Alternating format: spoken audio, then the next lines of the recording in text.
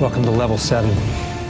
Phase 2 of the Marvel Cinematic Universe not only expanded the universe to new characters, new worlds, and new team-ups, but it also expanded to the silver screen. And today, we're going to look at how that show, Agents of S.H.I.E.L.D., even got greenlit by Marvel in the first place, and if the pilot truly delivered on the promise of continuing to expand the universe.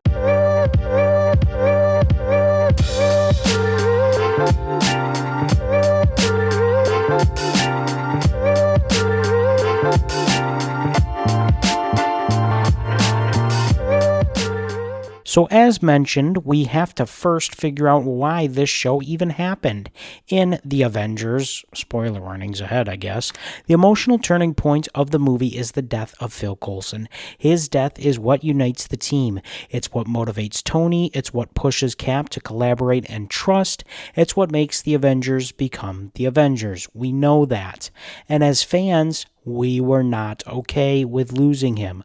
Clark Gregg's portrayal of Coulson had quietly become the glue of Phase 1. He was the normal guy in a world of gods and geniuses. He was funny, sincere. Oh, and we can't forget about the legendary Captain America fanboy moments. So when he died, the internet exploded, and deservedly so. The phrase Coulson Lives started circulating everywhere. Forums, Twitter, fan sites, the MCU fandom basically said, you cannot kill the heart of the franchise. And here's the thing, Marvel listened. Instead of ignoring that energy, Marvel Television, led by Joss Whedon, along with brother Jed Whedon and Marissa Tantron, built an entire series around one question. What if Coulson didn't die? That decision gave us Agents of S.H.I.E.L.D., and that alone makes this pilot historic. So how about the episode? Well, it opens with Mike Peterson, a regular guy who suddenly, to the public, develops superhero strength during a crisis. He saves a woman from a burning building, but there's something clearly unstable about him. And walk in Agent Coulson, alive, wearing a suit, cracking dry jokes like nothing happened.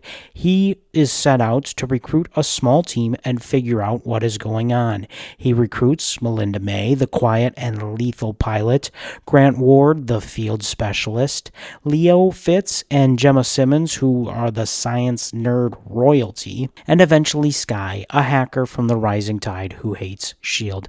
All of these characters are certified GO-tier characters, by the way.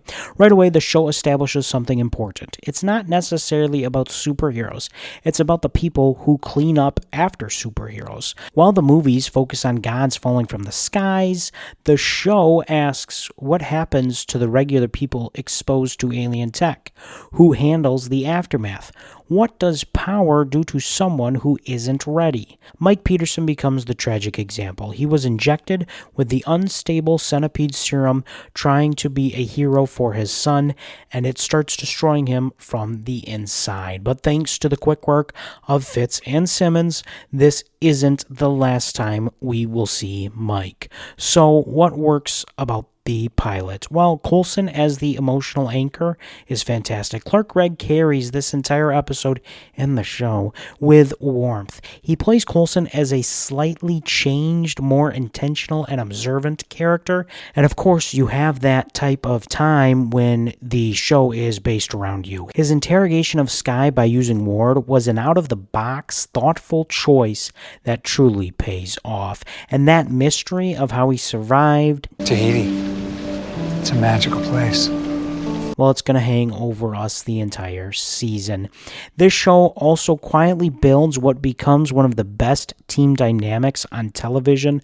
Skye starts as an outsider, Ward is the straight-laced soldier, May is the closed-off warrior, Fitzsimmons are our adorable chaos scientists, and the first pieces are placed to build their legacies for this team.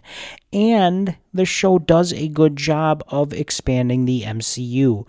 for that time. The plot proved that the MCU could exist on television. References to New York, the aftermath of Loki, S.H.I.E.L.D. structure.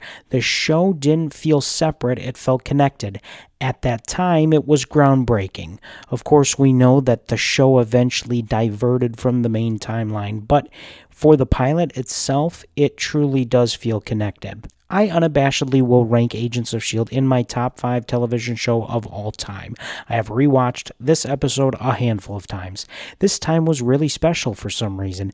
I felt the joy and the love I have for these characters, these worlds, and these stories, and I'd love to keep watching. So, what are my final thoughts? Well, the pilot of Agents of S.H.I.E.L.D. truly had to justify bringing Coulson back, and I think it does.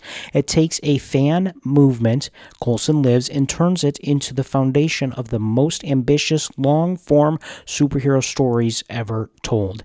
Is it the best episode of the series? No, but it's the spark that ignited this beautiful journey. I would love to know your thoughts of Agents of S.H.I.E.L.D. in the comments below, and if this episode does well, we will have a ton more S.H.I.E.L.D. content here on the channel. And don't forget to like and subscribe as we continue to work our way towards our goal of 1,000 subscribers by Avengers Doomsday. We thank you for watching today's episode, and now that you've got some time, you can go refill that popcorn bucket.